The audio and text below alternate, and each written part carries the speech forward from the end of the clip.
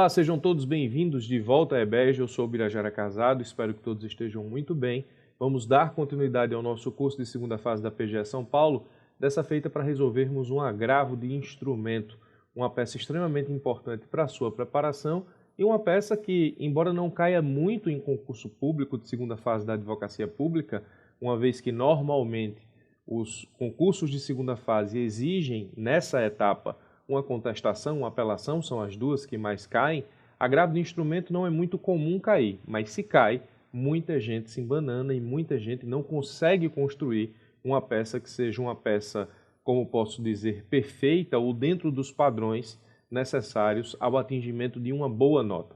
O concurso de vocês tem banca própria, então é um conjunto de procuradores que pensa toda a prova, um conjunto de procuradores do Estado de São Paulo que pensa toda a dinâmica da segunda fase. Então, a tendência é que a sua segunda fase seja mais difícil em relação aos concursos realizados pela banca CESP ou FCC em termos de advocacia pública. Então, nós podemos esperar uma peça um pouco mais complicada em termos de segunda fase da PGE São Paulo. Então, toda a atenção é pouca todas as vezes que você tiver que se deparar diante de um enunciado que te exige a construção de uma peça mais complicada, uma peça com mais requisitos, uma peça com mais requisitos formais, uma peça com hipótese de cabimento, uma peça em que você tenha que demonstrar, nesse caso, tanto legalmente quanto argumentativamente, o cabimento do manejo daquele instrumento processual. É o caso do agravo de instrumento, é o caso do recurso especial, é o caso do recurso extraordinário, que nós vamos ver no decorrer do nosso curso. Então vamos ao enunciado com bastante atenção, vamos entender por que a escolha do agravo de instrumento e vamos à estrutura da peça e vamos à peça propriamente dita nos termos do que já estamos acostumados no nosso curso aqui de segunda fase. O enunciado diz assim: a empresa ABC Construções foi excluída de processo licitatório 120/2018, promovido pelo Estado de São Paulo em razão de estar sofrendo penalidade prevista no artigo 87, inciso 4º da Lei 8666/93. Essa penalidade é a impossibilidade de contratar com a administração. Na sua segunda fase, você tem acesso à legislação, então você rapidamente folheia a Lei 8666 e percebe que o artigo 87, inciso 4º, diz respeito à penalidade de impossibilidade de contratar com a administração ante a inexecução total ou parcial de contrato administrativo realizado com a administração pública. Essa empresa, a ABC, foi excluída de um processo licitatório justamente porque ela está sofrendo essa penalidade. Vamos dar continuidade ao enunciado. Ajuizou a ação contra o Poder Público do Estado de São Paulo, com pedido de tutela de urgência antecipada, para anular sua exclusão do processo de licitação, ao argumento de que a penalidade que sofre no momento se aplica apenas à administração do Estado do Rio de Janeiro, eis que aplicada pelo Executivo daquele Estado em razão de inexecução parcial de contrato administrativo que não tem nenhuma ligação com o Estado de São Paulo. O que é que a empresa está alegando? Eu sofro realmente a penalidade da Lei 8666 no que diz respeito efetivamente à impossibilidade de contratar com a administração, sendo que essa administração é a administração do Estado do Rio de Janeiro, porque essa penalidade me foi aplicada pelo Poder Executivo do Estado do Rio de Janeiro. Então não pode o Estado de São Paulo retirar a minha participação de um processo licitatório, ou seja, me excluir de uma licitação, quando eu estou sofrendo penalidade aplicada pelo Estado do Rio de Janeiro. E diz mais, assim não pode o Estado de São Paulo impedir sua participação no processo licitatório em razão de penalidade aplicada em contrato firmado com o Estado do Rio de Janeiro, nos termos do que eu acabei de dizer. Veja que entender o enunciado da questão é um dos passos mais importantes na sua segunda fase. Entender o enunciado da questão é um dos passos fundamentais para a escolha da peça e para saber o que é que você vai fazer a partir daí. Vamos lá. O juiz da 10ª Vara da Fazenda Pública do Estado de São Paulo concedeu tutela de urgência com o fim de anular a exclusão da empresa ABC Construções do processo licitatório 120/2018, anulando todos os atos posteriores à exclusão da autora, determinando a sua repetição.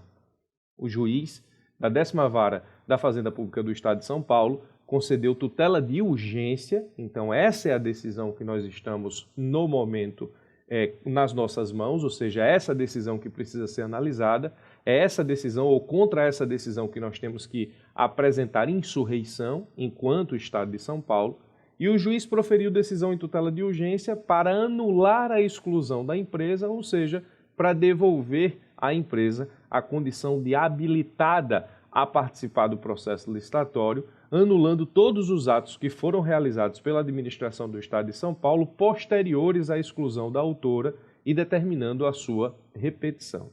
Concedeu 10 dias para que o Estado de São Paulo cumpra a decisão, fixou multa diária de R$ 5.000 por dia de descumprimento. Você, procurador do Estado de São Paulo, foi intimado pessoalmente da decisão judicial e deve, no prazo legal, aviar recurso cabível a fim de defender os interesses do Estado de São Paulo no feito. Esse é o enunciado da nossa questão. Nós temos uma tutela de urgência deferida em um processo que determina a volta de uma empresa considerada inabilitada ou excluída do processo licitatório por estar respondendo, ou melhor, cumprindo penalidade de impossibilidade de contratação com a administração pública ante penalidade aplicada pelo Estado do Rio de Janeiro. O procedimento licitatório realizado pelo Estado de São Paulo exclui a empresa em razão da penalidade aplicada pelo Estado do Rio de Janeiro e a empresa diz que isso não é possível porque ela deve responder diante do Estado do Rio de Janeiro acerca da penalidade aplicada, ou seja, ela não pode ser excluída de todo e qualquer procedimento licitatório do país apenas em relação à administração que a puniu. É o que diz a empresa. O juiz, atendendo a este argumento, defere tutela de urgência, devolvendo a condição de habilitada à empresa autora e anulando todos os atos licitatórios posteriores à sua exclusão. É contra essa decisão que nós temos, no prazo legal, de aviar recurso cabível a fim de defender os interesses do Estado de São Paulo no feito. Bom, quando o examinador nos pede para aviar o recurso cabível, isso já mata qualquer possibilidade de apresentação de qualquer outra peça recursal que não tenha natureza, neste caso, de qualquer outra peça, que não tenha natureza recursal, a exemplo, por exemplo, da suspensão de segurança. Então, se o examinador falou em recurso, você não pode lançar mão de outro instrumento que não tenha essa natureza jurídica, ou seja, que não seja tipificado pelo CPC como tal, ou seja, como recurso. Fica claro e me parece indene de dúvidas que nós temos que manejar aqui um recurso de agravo de instrumento. E é esse recurso que nós vamos analisar a sua construção a partir, obrigatoriamente, do endereçamento até os pedidos nesse momento. Muito bem, qual seria o padrão de resposta ou qual seria a resposta que eu considero ideal a fim de responder aquilo que nos pede o examinador, ou seja, na qualidade de procurador do Estado de São Paulo, apresentar insurreição à decisão judicial que, em tutela de urgência antecipada, devolve a condição de habilitada à empresa autora, mesmo ela respondendo por penalidade de impossibilidade de contratar com a administração pública por ter sofrido essa penalidade ante o Executivo ou o Poder Executivo do Estado do Rio de Janeiro. Primeira coisa que você tem que se preocupar no seu agravo de instrumento e em qualquer peça processual é com o endereçamento. O agravo de instrumento, muita gente entende que é desnecessário, mas em termos de concurso público, eu sempre recomendo aos meus alunos que apresentem os recursos da forma mais perfeita possível, inclusive em termos formais. Professor, o agravo de instrumento tem uma petição de interposição para o presidente do tribunal e as razões recursais para o colegiado ou não? Bom, tem gente que faz, tem gente que não faz, eu prefiro que se faça. Embora nesse caso específico a petição de interposição ela é uma mera formalidade, quando você tem um recurso que é impetrado diante de uma autoridade ou perante uma autoridade judiciária, esse recurso é impetrado para essa autoridade e outra autoridade ou um colegiado vai analisar as suas razões recursais, como, por exemplo, a apelação. Na apelação não há discussão. A apelação ela é impetrada perante o juízo de primeiro grau, prolator da sentença, e esse juízo recebe a apelação e, nos termos do CPC 2015, repassa o recurso para o tribunal analisar. Então, se eu impetro perante o juízo, mas é o tribunal quem vai analisar a minha apelação, eu tenho uma petição de interposição dirigida ao juiz de primeiro grau, sentenciante, e as razões recursais dirigidas ao colegiado que vai proferir, neste caso, o exame de mérito formal, juiz de admissibilidade e de mérito da minha apelação. No caso do agravo de instrumento, a gente sabe que ele é protocolado perante o presidente do tribunal. Alguns regimentos internos dizem que quem recebe esse agravo de instrumento é o vice-presidente do tribunal. Eu sempre recomendo apresentar o agravo de instrumento para o presidente do tribunal, não obstante efetivamente o regimento, uma vez que você não tem a obrigatoriedade plena de conhecer, inclusive, o trâmite interno do recurso diante do tribunal. Eu recomendo que essa petição de interposição seja direcionada ao presidente do tribunal e as razões recursais ao colegiado. Ou seja, se a gente está impetrando perante o presidente do tribunal e as razões recursais estão indo para o colegiado, eu recomendo sim que se faça, por questão de formalidade e organização, a petição de interposição. O máximo que você vai perder aí são 3, 4 linhas, finalizando a sua petição de interposição e iniciando as razões recursais.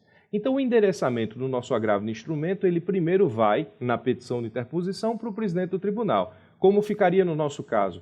Excelentíssimo senhor desembargador presidente do Egrégio Tribunal de Justiça do Estado de São Paulo. Logo depois disso, de acordo com a estrutura que nós estudamos aqui no curso e de acordo com a estrutura que é necessária em toda a apresentação de peça por parte da Fazenda Pública, você tem que qualificar o Estado de São Paulo e, nesse caso, qualificar o Estado de São Paulo vinculando essa qualificação à representação judicial por meio da Procuradoria com o respectivo fundamento legal.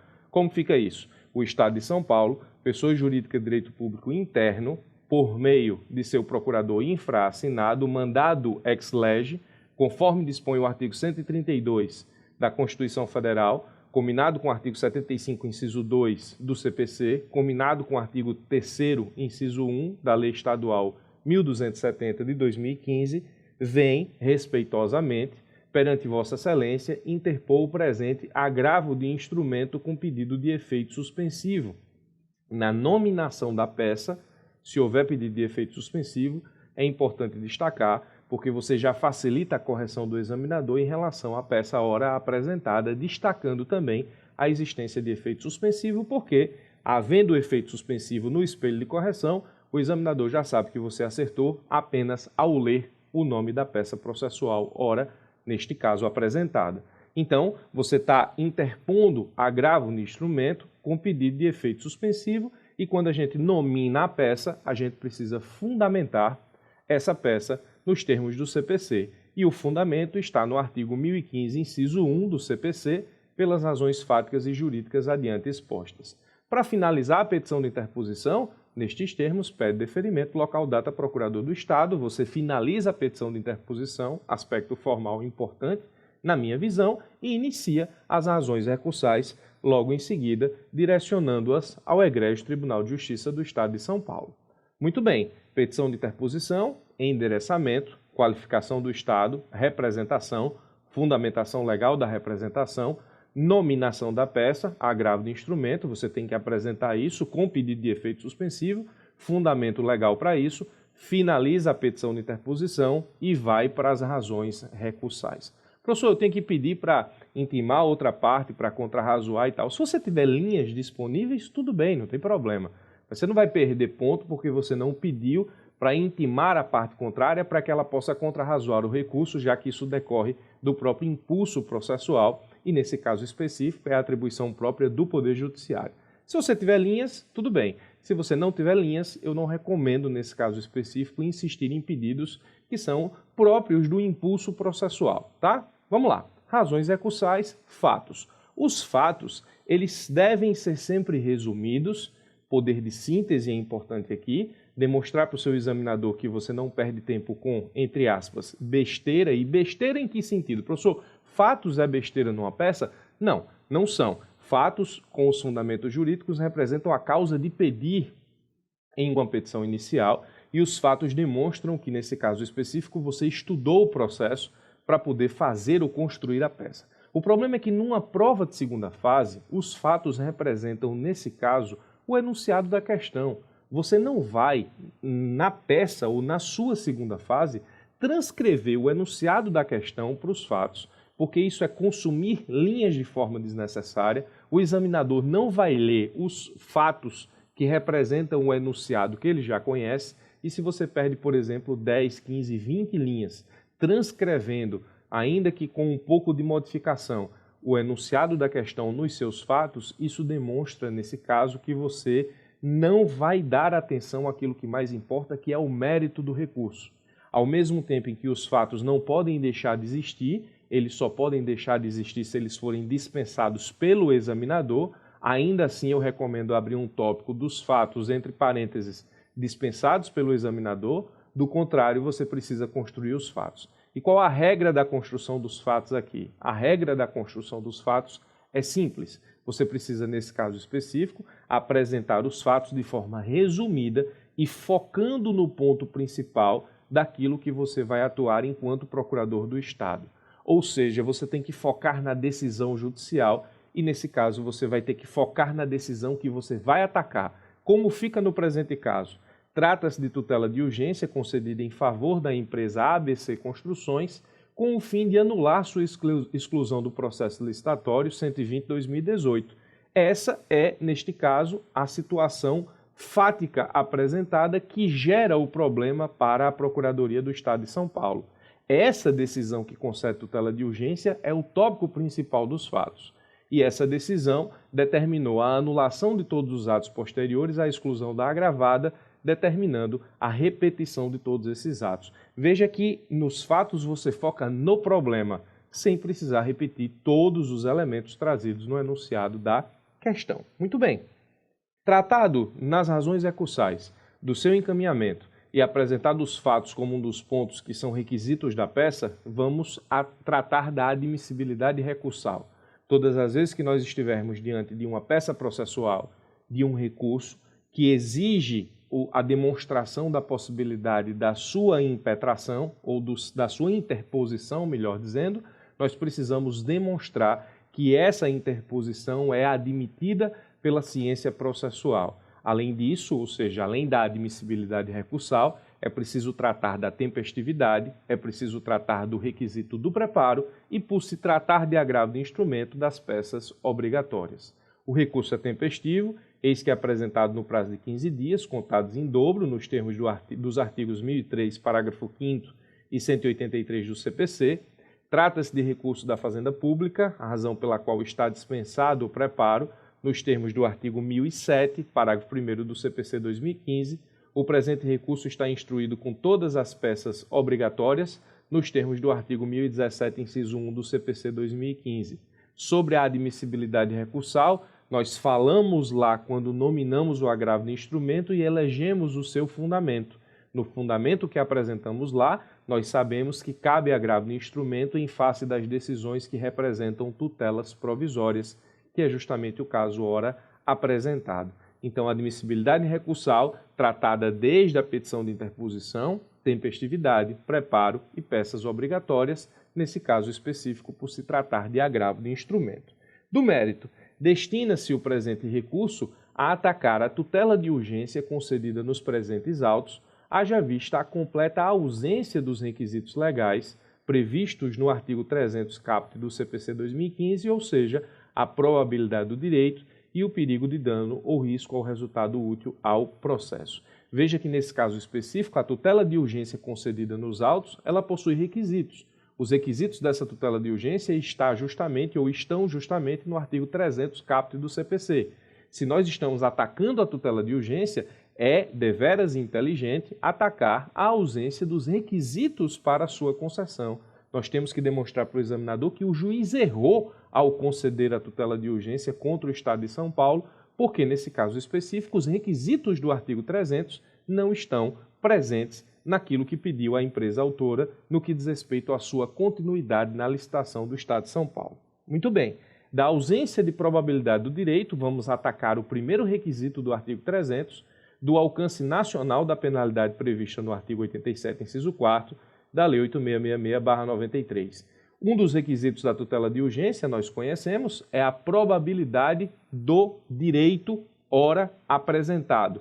É a probabilidade do direito posto a juízo.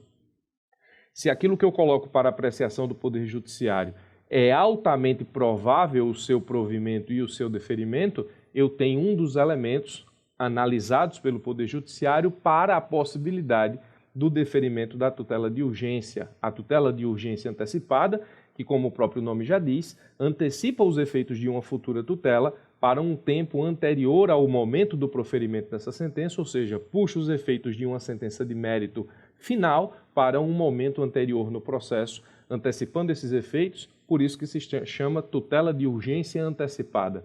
A urgência, nesse caso específico, diz respeito ao dano sofrido ou de probabilidade iminente, e no que diz respeito à antecipação, é justamente os efeitos que só se veria quando da sentença final. Então, a tutela antecipada, ou a tutela de urgência antecipada, pega os efeitos de uma decisão de mérito final, ou seja, uma sentença, e traz para o início do processo. E, neste caso, harmoniza a relação tempo-processo no que diz respeito ao preenchimento dos requisitos, probabilidade do direito e dano que a parte pode estar sofrendo com a sua não antecipação. Nós temos que atacar imediatamente a ausência de probabilidade do direito.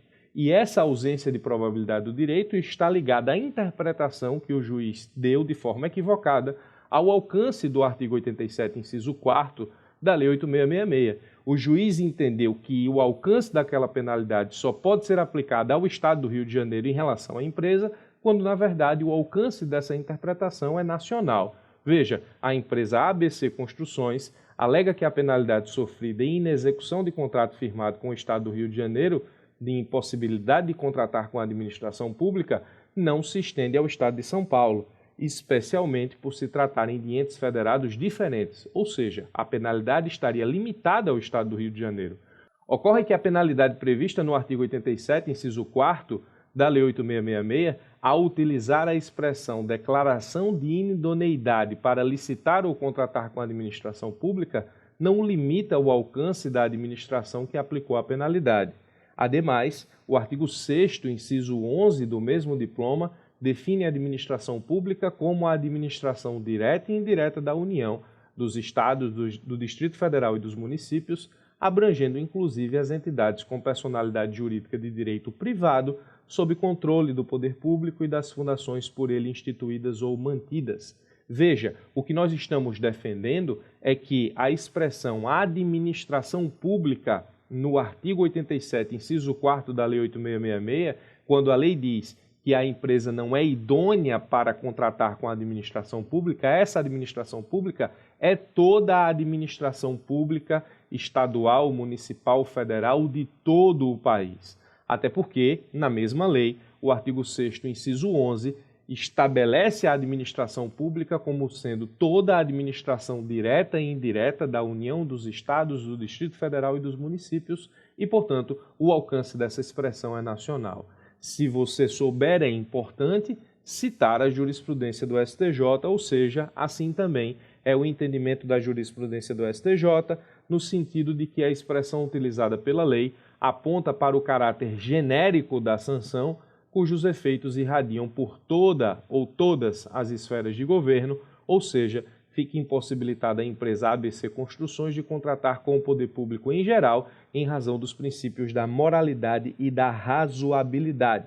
Não resta dúvidas de que é nacional o alcance da penalidade prevista no artigo 87, inciso 4º da Lei 8.666, razão pela qual merece provimento o presente recurso para reformar a decisão agravada. Perceba que não há probabilidade do direito justamente porque o juiz interpretou equivocadamente o alcance da expressão administração pública no artigo 87, inciso 4º da Lei 8.666, quando esta própria lei e o STJ entendem que o alcance dessa expressão é nacional. Com esse argumento no mérito do nosso agravo, nós já afastamos a possibilidade da concessão da tutela de urgência.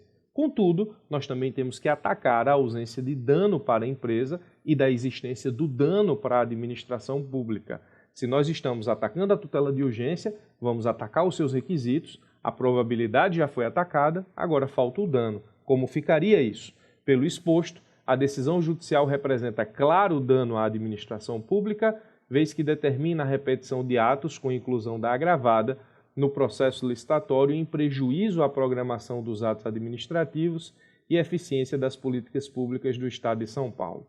O único dano existente decorre da decisão judicial, sendo o único prejudicado o Estado de São Paulo, razão pela qual deve ser provido o presente agravo para reformar a decisão judicial proferida pelo juiz de primeiro grau. Muito bem, nós temos, portanto, o ataque à tutela de urgência e, nesse caso específico, esse ataque à tutela de urgência decorre da ausência dos requisitos para a concessão dessa tutela, ou seja, não existe nem probabilidade do dano, ou melhor, do direito propriamente dito, ou seja, o direito exercido ou requerido pela empresa com o ajuizamento da ação, não é provável que esse direito prospere, justamente porque há interpretação equivocada no que diz respeito ao alcance da expressão administração pública e não existe dano para a empresa, pelo contrário, o dano é da administração pública, porque no momento em que se estabelece o cumprimento da tutela de urgência com a anulação dos atos posteriores à exclusão da empresa, você vai ter que voltar todo o processo licitatório,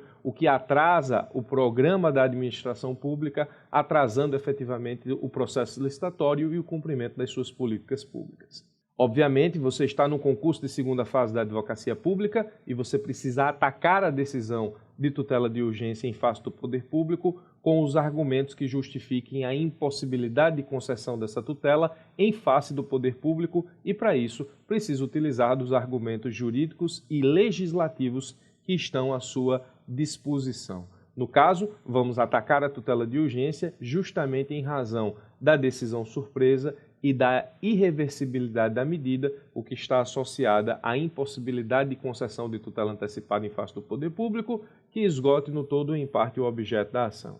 E aí eu digo, como se não bastasse, a decisão agravada surpreende o poder público, eis que, em flagrante desrespeito ao disposto no artigo 10 do CPC, concede tutela de urgência contra o Estado de São Paulo sem sua oitiva prévia, ou seja, não deu ao Estado de São Paulo a oportunidade de se manifestar, não sendo possível a concessão de medida liminar em caráter de decisão surpresa. Outro sim, a tutela de urgência presente nos autos esgota no todo ou em parte o objeto da ação ante a sua irreversibilidade. E aqui você precisa fazer, nesse caso, um liame, uma configuração, um link entre a decisão judicial que esgota no todo ou em parte o objeto da ação, em sede de tutela de urgência, com a irreversibilidade da medida.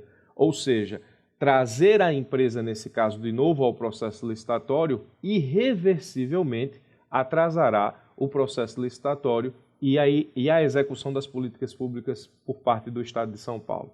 Esse atraso ou esse prejuízo que gera à administração pública ou para a administração pública o cumprimento da tutela de urgência é irreversível, razão pela qual nós não temos ou não podemos falar em decisão de tutela de urgência no caso que antecipe os efeitos contra o Estado de São Paulo para anular os atos licitatórios posteriores à exclusão da empresa autora e ter que voltar todos esses atos justamente para colocá-la novamente no processo licitatório, tudo em razão de interpretação equivocada que o juiz deu à amplitude do termo administração pública no artigo 84, inciso 4º, 87, perdão, inciso 4º da Lei 8666. E aí, digo novamente, outro sim, a tutela de urgência presente nos autos esgota no todo ou em parte o objeto da ação ante a sua irreversibilidade, razão pela qual é proibida a sua concessão nos termos do artigo 1º, parágrafo 3º da Lei 8437/92.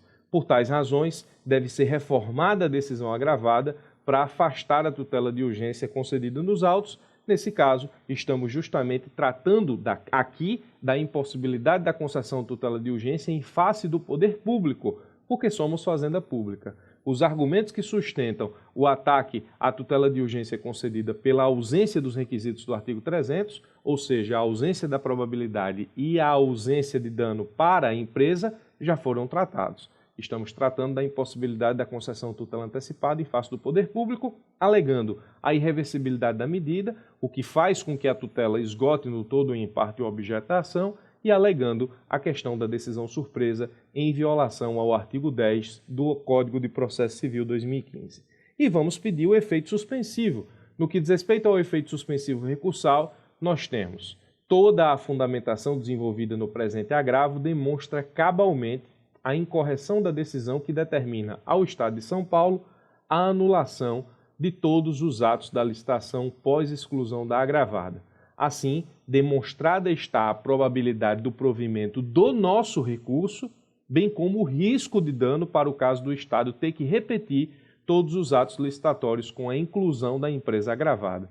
Então, aqui no que diz respeito ao efeito suspensivo recursal, nós temos que demonstrar, em detrimento daquilo que combatemos em relação à empresa, ou seja, a ausência de probabilidade do seu direito e a ausência de dano para ela, nós temos que tratar do efeito suspensivo recursal, demonstrando ao examinador que existe probabilidade do recurso, porque a interpretação dada à administração pública enquanto alcance nacional, no artigo 87, inciso 4º da Lei 8666, é correta no nosso recurso, e a existência de dano em ter que voltar ao processo licitatório para reincluir a empresa que foi devidamente e legalmente excluída pelo Estado de São Paulo no que diz respeito à sua participação no processo licitatório. Temos que defender esses dois argumentos para o nosso efeito suspensivo recursal, que nos termos do artigo 1019, inciso 1, parágrafo 1 e 995, parágrafo único do CPC, resta evidente a necessidade da concessão do efeito suspensivo recursal ao nosso agravo para impossibilitar o cumprimento da tutela de urgência e, assim, nesse caso específico, não termos que efetivamente suspender o processo licitatório, anular todos os atos, voltar à prática com a reinclusão da empresa que foi afastada corretamente, conforme defendemos. E dos pedidos ante o exposto, requer o Estado de São Paulo 1. Preliminarmente, o conhecimento do presente recurso e a concessão do efeito suspensivo postulado, nos termos dos artigos 995, parágrafo único e 1019, inciso 1 do CPC. Nos pedidos, você tem que apresentar os seus pedidos de forma topificada, itemizada, ou seja, item por item. Você não pode apresentar pedidos genéricos. A apresentação de pedidos genéricos em provas de segunda fase da advocacia pública é um tiro no pé. Por quê, professor? Porque às vezes o examinador ele vai corrigir a tua prova de trás para frente. Quando o examinador corrige a tua prova de trás para frente, isso acarreta um perigo muito grande, porque se os seus pedidos não forem bem feitos, isso já vai causar uma má impressão. E por que o examinador faz isso, professor? É simples, porque às vezes o examinador, nesse caso específico, ele vai ver nos teus pedidos se ele já encontra vários pontos do espelho de correção. Se nos seus pedidos você pediu para aplicar prescrição, você pediu 3 preliminares, no mérito você pediu 2 pontos e tudo isso está no pedido, o espelho de correção desse caso específico ele já vai distribuindo os pontos de acordo com o que ele encontrou nos teus pedidos. O examinador faz isso. Obviamente que no agravo aqui de instrumento nós temos que apresentar os pedidos de acordo com aquilo que foi desenvolvido na peça. E aí, se eu já faço o pedido preliminar do efeito suspensivo e ele começa, nesse caso, de trás para frente, ele já coloca lá no espelho de correção, no que diz respeito ao pedido de efeito suspensivo, a minha pontuação. Então, nunca faça pedidos genéricos em prova de segunda fase. Nunca faça isso. Sempre deixe de 10 a 15, 12, 10, 12, 15 linhas para os pedidos para que você possa fazê-los de forma itemizada, ou seja, pontual, item por item, tópico por tópico, ponto por ponto, de forma que os seus pedidos representem uma miniatura de tudo aquilo que você desenvolveu na peça. Obviamente, na sequência lógica da coisa. Nós estamos pedindo o conhecimento do presente recurso e a concessão do efeito suspensivo postulado. Primeira coisa que nós queremos é que, neste caso específico, o tribunal, o relator, nos permita não ter que cumprir a decisão em tutela de urgência e essa é a razão do pedido de efeito suspensivo no nosso agravo de instrumento. Esse é o primeiro ponto e tópico do nosso pedido. B. No mérito, o total provimento do presente recurso com a consequente reforma da tutela de urgência proferida no juízo de origem. A intimação do agravado para querendo apresentar resposta em 15 dias, com base no artigo 1019, inciso 2 do Código de Processo Civil.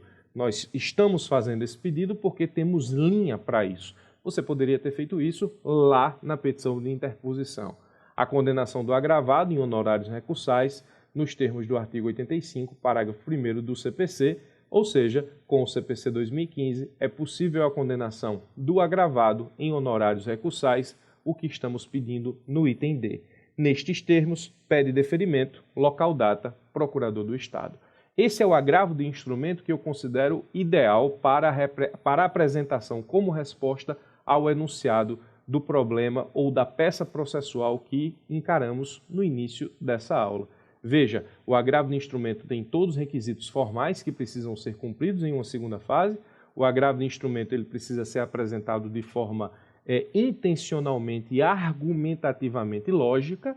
no sentido de apresentarmos desde a petição de interposição até as razões recursais, passando pela hipótese de cabimento do agravo no instrumento e os seus requisitos intrínsecos e extrínsecos, para, chegando no mérito, neste caso, atacarmos a tutela de urgência pela ausência de probabilidade de direito, a ausência de dano, a impossibilidade de concessão da tutela de urgência em face do poder público, fazermos o nosso pedido de efeito suspensivo, demonstrando a probabilidade do nosso recurso e a existência de dano para a administração pública, para, ao final, apresentarmos os pedidos como uma síntese, uma radiografia, uma xerox, uma foto 3x4 de tudo aquilo que apresentamos na peça como um todo.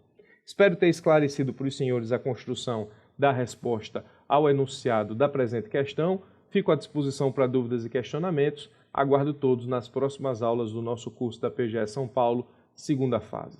Forte abraço, eu vou ficando por aqui e até as nossas próximas aulas.